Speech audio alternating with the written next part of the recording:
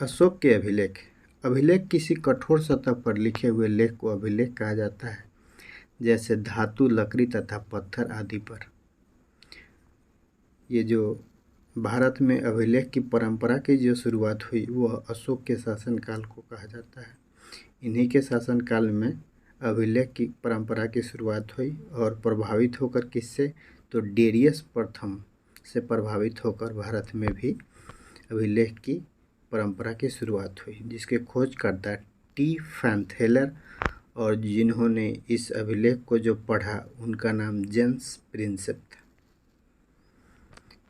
अशोक के अभिलेख जो है जिनकी भाषा प्राकृत है, जिसे अर्धमागधी कहा जाता है, जो पत्थर पर लिखी गई पहली भाषा है।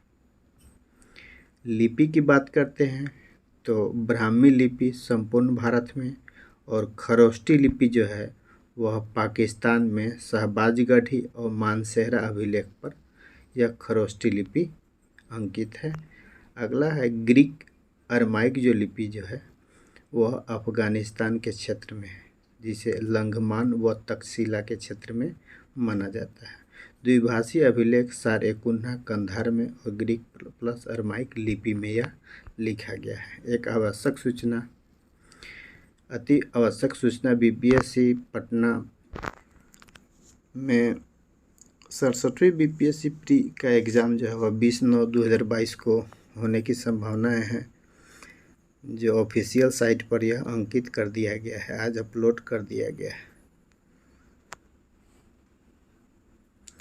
अशोक के जो अभिलेख हैं उनकी भाषा प्राकृत है, अर्धमागधी है, जिसे पत्थर पर लिखी गई पहली भाषा है।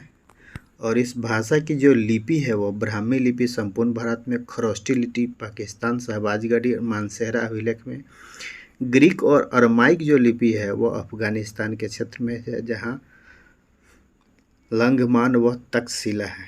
द्विभाषी अभिलेख जो है सारेकुन्हा कंधार में है, जो ग्रीक प्लस अरमाइक लिपि में अंकित है।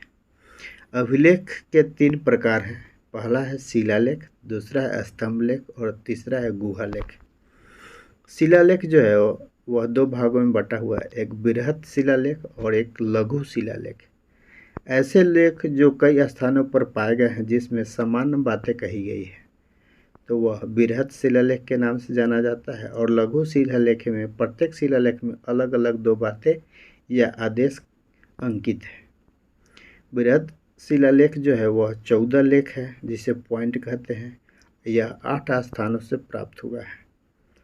और लघु शिलालेख जो है मॉस्की कर्नाटक, गुर्जरा मध्य प्रदेश, नेतूर और उड्डेगोलम में से प्राप्त हुए हैं। प्रश्न पूछता है कि 13वें शिलालेख में किसका जिक्र किया गया है, तो 13वें शिलालेख में कलिंग युद्ध का चर्चा की गई है। अगला देखिए लघु शिलालेख जो 18 है, जिसमें मॉस्की कर्नाटक, गुर्जरा मध्य प्रदेश, नेतूर और उड्डेगोलम में है। अशोक का अशोक नाम इसमें मिलता है। अशोक के अभिलेख में नाम जो है देवनाम प्रिय, भाब्रू अभिलेख में प्रियदर्शी और मॉस्की अभिलेख में बुद्ध शाक के नाम से जाना जाता है। सबसे बहुत महत्वपूर्ण क्वेश्चन ये है कि चंद्रगुप्त मौर्य तथा अशोक दोनों का उल्लेख किस अभिलेख में है, तो रुद्रदामन के जूनागढ़ अभिलेख में अशोक और चंद्रगुप्त मौर्य दोनों के उल्लेख किया गया है। मिलते हैं नेक्स्ट वीडियो में, पार्ट 2 आने वाला है।